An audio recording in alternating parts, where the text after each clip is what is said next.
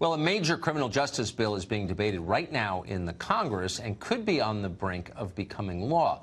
The president is pressuring the Senate Majority Leader Mitch McConnell to hold a quick vote on this bill.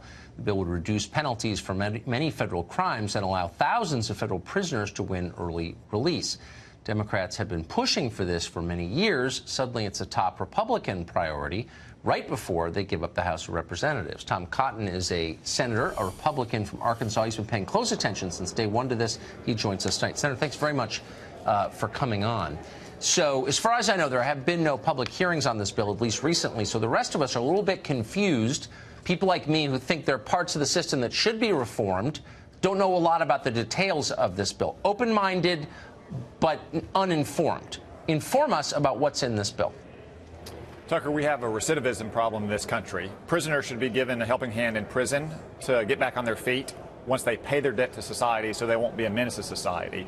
The House passed a bill that was a first step towards that. Unfortunately, in the Senate, it's become an early release and sentencing reduction bill. As you mentioned, up to 2,500 serious drug traffickers are going to be released almost immediately, within weeks or months of this bill passing.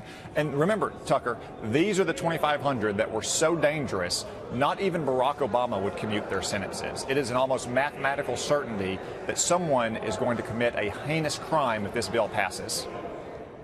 So, but that wouldn't include fentanyl dealers, right? Because, I mean, fentanyl is so widespread, it's lowering life expectancy in this country. So a trafficker of fentanyl wouldn't be eligible for this, would he?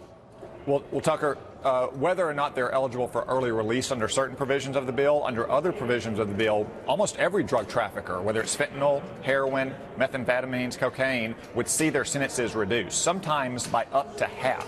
That's going forward. There's still going to be a lot of serious offenders let out of prison within weeks or months of this bill passing as well. That's one reason why it's so dangerous to public safety.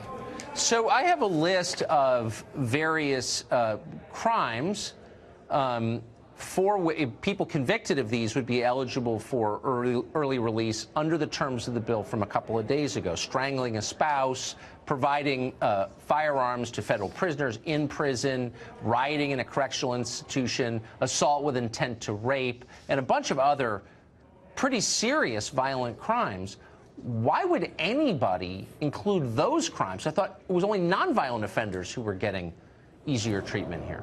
Tucker, that's a very good question, and that's just a short example. I could give you more, like carjackers or bank robbers. And for that matter, there are serious nonviolent offenders as well. I'm surprised the Democrats are prepared to vote for a bill that's going to cut Michael Cohen's sentence by up to a third. Even the president says they should lock him up and throw away the key. Yet the Democrats are about to support a bill that would cut Michael Cohen's sentence by up to a third. A little surprising based on their rhetoric of late.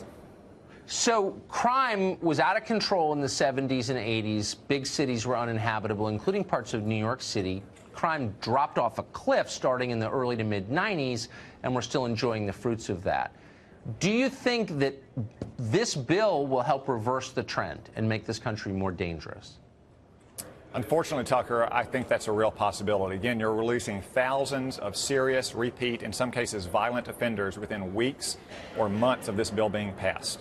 It's almost certain that they're going to commit terrible crimes.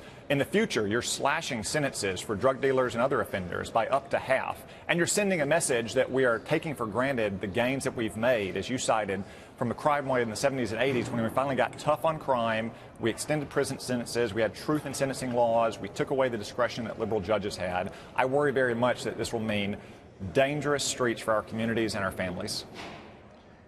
Isn't there a way to reform elements of the criminal justice system that need reform, stop putting non-threatening people behind bars, help reduce recidivism, and not open the gates and let dangerous people out? I mean, there's no way to get to something sensible? Of course there is, Tucker, and I support those efforts. So, for instance, in federal prisons, we could encourage GED programs or job and career technical training programs, mentoring, counseling, especially faith-based programs.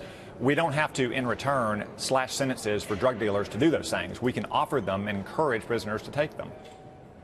Is this bill going to pass? We'll see what happens in the debate on the floor. I, for one, don't plan to vote for a bill that's going to let serious drug traffickers and carjackers and bank robbers out of prison early or slash their sentences in the future. If another senator wants to do that and answer his voters for the crime that results, that's his or her prerogative. Senator, thank you very much. Tom Cotton of Arkansas. Good to see you. Thanks, Tucker.